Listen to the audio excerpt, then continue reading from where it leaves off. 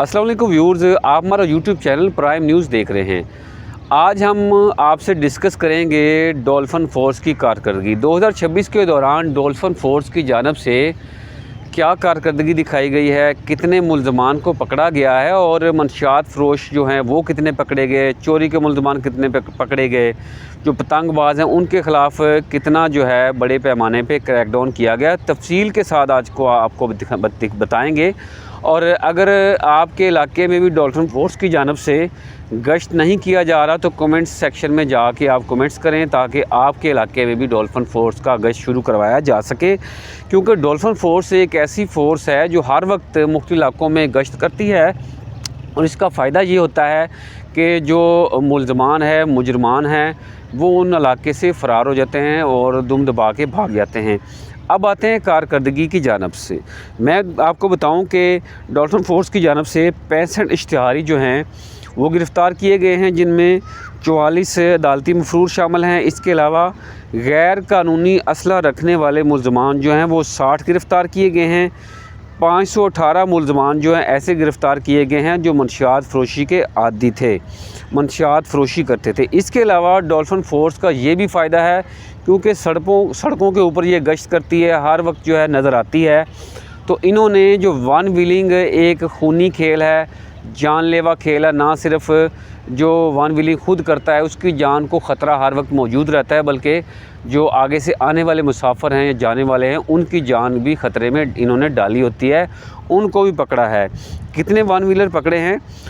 One wheeling के ख़िलाफ़ कार्रवाई करते हुए 23 जो मुल्ज़मान हैं वो पकड़े गए हैं। और इसके अलावा पतंगबाज़ी वो भी जानलेवा खेल है, वो 71 जो पतंगबाज हैं वो भी पकड़े गए हैं, उनके ख़िलाफ़ मुकदमात दर्ज करवाए गए हैं। इसके अलावा मुख्तलिफ़ चोरी और डकैती के 56 मुल्ज़मान को गिरफ़्तार किया गया है। और इसका फ़ायदा, जैसे मैंने आपको पहले भी बताता रहता हूँ कि इनका फ़ायदा ये है इन कार्रवाइयों का कि जो मुजरमान होते हैं, मुल्ज़मान होते हैं, वो अपना फिर पेशा तब्दील कर लेते हैं, राह रास्त पे आ जाते हैं। तो यही वजह है कि डॉल्फिन फोर्स ने अपनी कार्रवाइयाँ की हैं।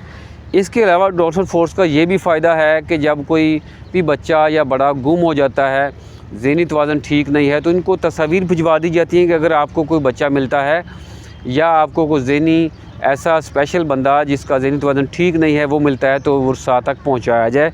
तो इन्होंने 13 बच्चों को भी तलाश करके जो असल वर्सा है उन तक पहुंचाया है। इसके अलावा डॉल्फिन फोर्स ने मुख्तलिफ़ मकामात पे नाके लगाए, जो मशकूक अफराद नज़र आए उनको भी पकड़ा और स्नैप चेकिंग है वो करते हुए 8,20,468 अशख़ास जो हैं उनकी स्नैप चेकिंग की गई है। और इसके अलावा 7,05,194 मोटरसाइकिल्स और 1,76,299 गाड़ियों की भी चेकिंग इन्होंने की है।